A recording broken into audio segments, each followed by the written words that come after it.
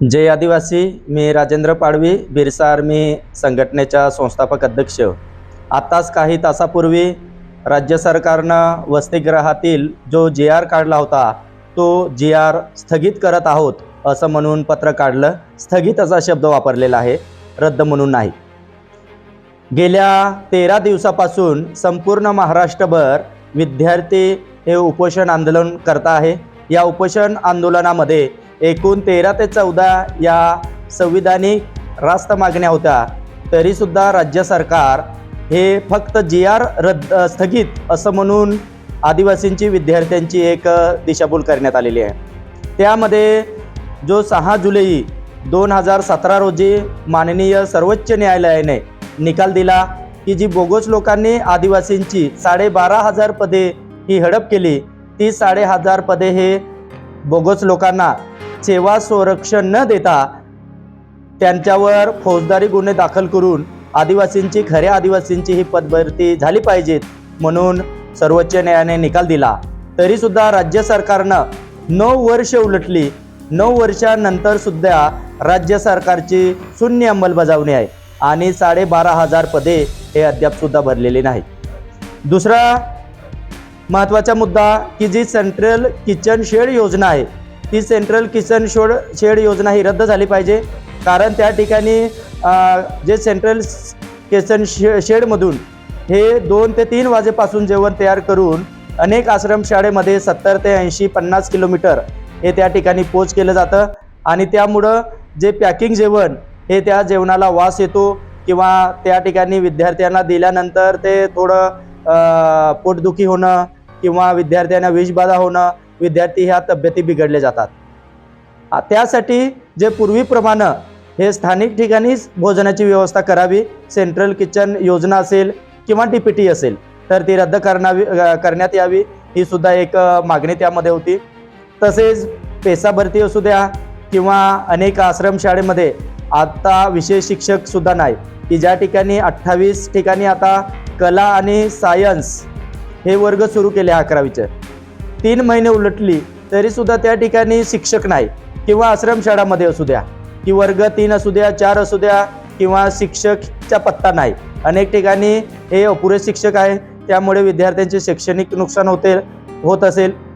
किंवा जे वसतिगृह आहे तर ती वसतिगृह शहराच्या मध्यवर्ती ठिकाणी असावी, की जेणेकरून विद्यार्थ्यांना महाविद्यालय असेल, दवाखान्याची सुखसुविधा असेल तर आणि शासकीय इमारत असावी, ही एक त्यामध्ये एक मागणी होती। तसेच जे शालेय शिक्षण घेताना जर विद्यार्थ्यांचा दुर्दैवी मृत्यू झाल्यास त्यांच्या कुटुंबियांना ही 1 कोटीची मदत शासनाने द्यावी, ही एक मागणी होती। तसेच स्टार्टअप उद्योजक ही एक योजना सुरू करावी, जेणेकरून विद्यार्थ्यांना, आदिवासी विद्यार्थ्यांना एखादा उद्योग सुरू करता येईल। अशा अनेक मागण्या यामध्ये होत्या की जो भत्ता आहे त्या भत्त्यात महागाईनुसार वाढ करण्यात यावी। परंतु 13 मागण्यापैकी फक्त जो GR आहे तो पण स्थगित, असं 13 दिवस उपोषण करताय विद्यार्थी, आंदोलनं करताय संपूर्ण महाराष्ट्रभर। तरीसुद्धा ज्या मागण्या आहेत त्या मागण्या हे शासन अद्यापसुद्धा मान्य करत नाही आणि फक्त स्थगित असं म्हणून जो GR काढला त्याला स्थगिती असं म्हणून दिशाभूल करत आहे।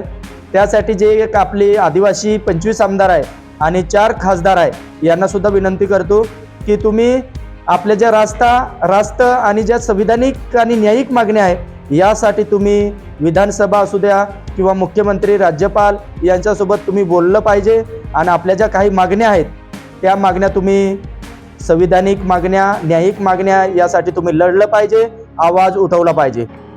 आपला जो आदिवासी निधी मंजूर होतो तो मंजूर निधी हा इतरत्र वळवणं असेल किंवा भ्रष्टाचाराची लागलेली कीड असेल, त्यामुळे आदिवासीपर्यंत जो मंजूर निधी आहे हा मंजूर निधी पूर्णपणे वापरला जात नाही आणि मग त्यामुळे ज्या काही विकास योजना असू द्या, जे रस्ते, पाणी, आरोग्य, शिक्षण, तर या अद्यापसुद्धा खेडेगावामध्ये स्वातंत्र्याचा अनेक दशकांनंतर सुद्धा परिस्थिती ही पाहिजे तेवढी सुधारणा झालेली नाही। यासाठी जे आदिवासी 25 आमदार आहे ते तुम्ही फक्त पक्षाचे काम करू नका, पक्षाची गुलामगिरी करू नका. तुम्ही आपल्या ज्या रास्त मागण्या आहे, न्यायिक मागण्या आहे, यासाठी तुम्ही लढलं पाहिजे. आम्ही तुमच्यासोबत आहोत, पण तुम्हीच जर आवाज उठवत नसेल तर तुम्ही सत्तेत आहात, तुम्ही आमदार आहात, तुम्ही आपली आदिवासींची प्रश्नही मांडलीच पाहिजे. नाहीतर तुम्ही राजीनामे द्या आणि आमच्यासोबत तुम्ही रस्त्यावर उतरा, ही तुम्हालाही विनंती करतो. आपल्या ज्या मागण्या आहेत, आता गेल्या अनेक दशकापासून आपलं आदिवासी या देशाचा मालक असं आपण म्हणतो, परंतु या मालकावरच दिवसेंदिवस अधिक अन्याय अत्याचार हे वाढलेले आहे, हे लक्षात असू द्या. तुम्ही जी आमदार खासदार आहेत ती बोलत नसल्यानं त्यामुळे आपली प्रश्न ही सुटली पाहिजे, ते सुटत नाही. बघा की सर्वोच्च न्यायालय निर्णय देऊन सुद्धा 9-9 वर्ष होतात, 9-9 वर्षानंतर सुद्धा आपली पदभरती होत नाही. जी बोगस लोक आहेत त्यांच्यावर कारवाई होत नाही, उलट त्यांनाच राज्य सरकार पाठीशी घालत आहे. अशा अनेक प्रश्न हे आदिवासींचे आहे. यासाठी तुम्ही बोला, आम्ही तुमच्यासोबत आहोत, हे लक्षात असू द्या. जय आदिवासी, उल गुलाल जिंदाबाद.